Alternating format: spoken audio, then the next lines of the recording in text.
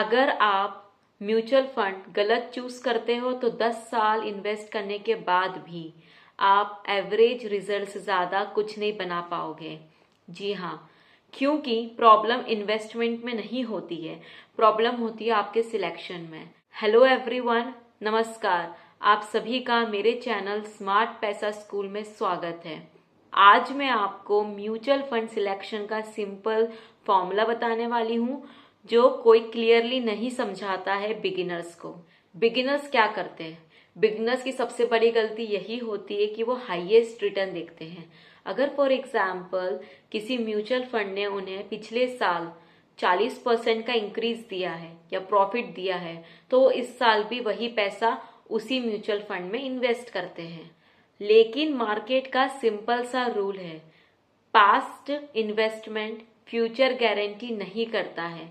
ऐसा जरूरी नहीं है कि जो म्यूचुअल फंड्स आपने पास्ट में लिए हैं वही फ्यूचर में भी ग्रो करेगा। म्यूचुअल फंड सिंपल है, आप अपना पैसा किसी फंड मैनेजर को देते हो और जो फंड मैनेजर है वो अलग अलग कंपनीज में पैसा इन्वेस्ट करता है।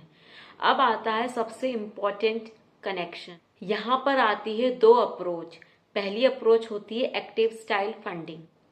जो फंड मैनेजर होते हैं वो खुद कंपनीज को चूज करते हैं, इसे बोलते हैं हम एक्टिव स्टाइल इन्वेस्टिंग। और अप्रोच 2 होती है इंडेक्स फंड। ऐसे फंड जो मार्केट को कॉपी करे उसे हम बोलते हैं इंडेक्स फंड। इंडेक्स फंड का सिंपल सा मतलब है ये पूरे मार्केट के टॉप कंपनीज को कॉपी करता है। फॉर एग्जाम्पल, अगर पूरा मार्केट ग्रो करेगा तो आपका फंड भी ग्रो करेगा। सिंपल सा मतलब होता है इंडेक्स फंड का कि वो मार्केट को कॉपी करता है और जो जो मार्केट में कंपनीज ग्रो करेगी तो आपका भी फंड ग्रो करेगा। इंडेक्स फंड में प्रिडिक्शन नहीं होता है, इंडेक्स फंड में सिर्फ और सिर्फ डिसिप्लिन होता है। बिगिनर्स के लिए इंडेक्स फंड पावरफुल क्यों हो सकता है?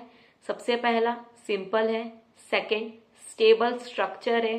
Third, no over smart decision, इसमें कोई ओवर स्मार्ट डिसीजंस नहीं है। और फोर्थ, ये लॉन्ग टर्म इन्वेस्टिंग है, अलाइंड होती है हमारी इकोनॉमी के साथ, क्योंकि आप जो है मार्केट के साथ ग्रो करते हैं, यही कनेक्शन है। इसलिए मैं एम्फेसाइज कर रही हूँ इंडेक्स फंड में कि ये अभी स्टेबल अप्रोच हो सकती है।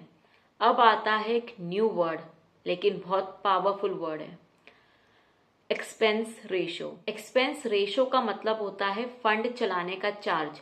अगर फंड आपसे 2% चार्ज करता है तो हर साल आपके टोटल इन्वेस्टमेंट से 2% कट होता है। लॉन्ग टर्म के लिए बात करें, कम चार्ज करने वाला फंड ज्यादा पैसा बना सकता है। रिटर्न इम्पोर्टेंट है, ठीक है, लेकिन कॉस्ट कंट्रोल उससे भी ज्यादा इम्पोर्टेंट है। अब मैं आपको क्लियरली स्टेप्स बताती हूँ कि बिगिनर्स क्या करें।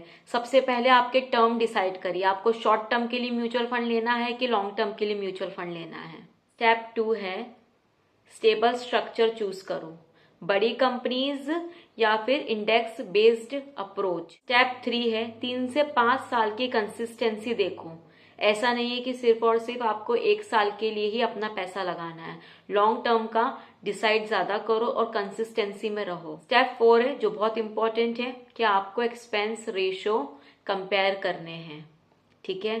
जितना कम चार्ज होगा फंड का उतना आपका पैसा बढ़ेगा। इन्वेस्टिंग कॉम्प्लिकेटेड नहीं है, ओवर थिंकिंग कॉम्प्लिकेटेड है। वेल्थ शॉर्टकट से नहीं बनती है, वेल्थ बनती है रेगुलर SIP से, आपके पेशेंस से और सही सिलेक्शन से।